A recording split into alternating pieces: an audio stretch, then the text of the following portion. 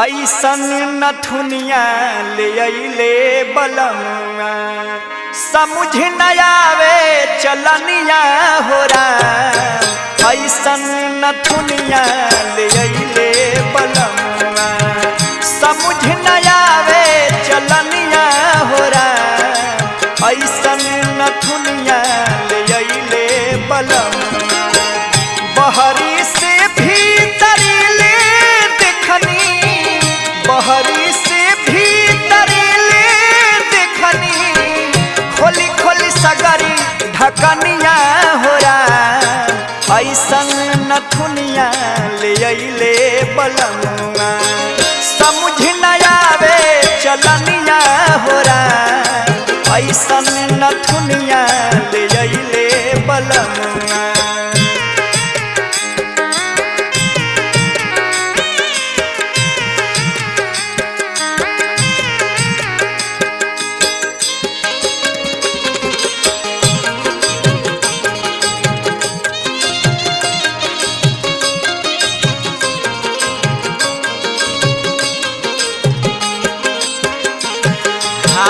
चांद सूरज के ज्योति धूमिल बा ऐसन नाथुनी बलम के मिलल बा।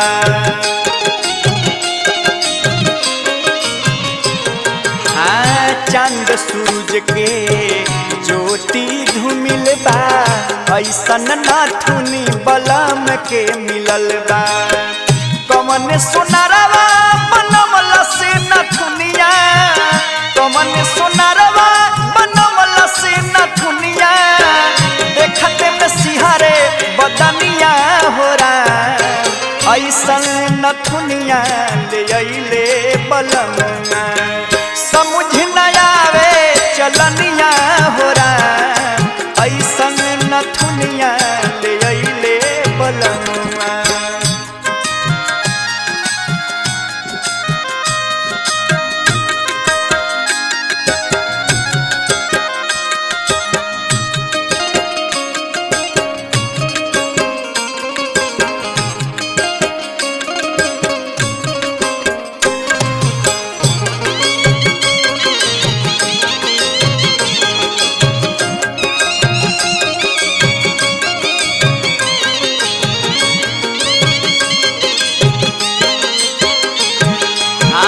पाँच रंग चोली 25 रंग चुनरी हथवा में कंगना आंगुरी में मुनरी। ओ 5 रंग चोली 25 रंग चुनरी हथवा में कंगना आंगुरी में मुनरी। जब हम पिन्हनी नाक के नथुनिया जब हम पिन्हनी नाक के नथुनिया भइल दीवाना सारी दुनिया हो राम। ऐसन नथुनिया ले अइले बलमुआ समझ न आवे चलनिया हो राम। ऐसन नथुनिया ले अइले बलमुआ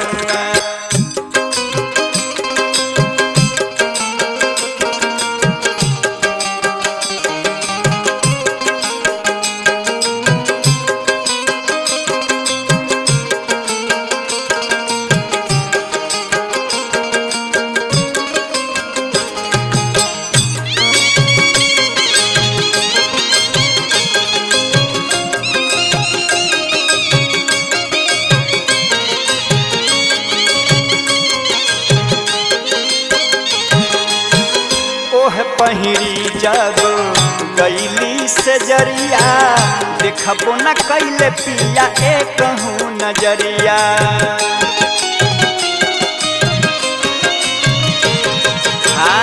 ओह पहिरी जब गईली से जरिया देखबो न कैले पिया एक नजरिया। ना जान काहे रुसल मोर पियावा ना जान काहे रुसल मोर पियावा ठकनी बजाई पाए जनिया हो राम। ऐसन नथुनिया ले अइले बलमुआ समझ न आवे चलनिया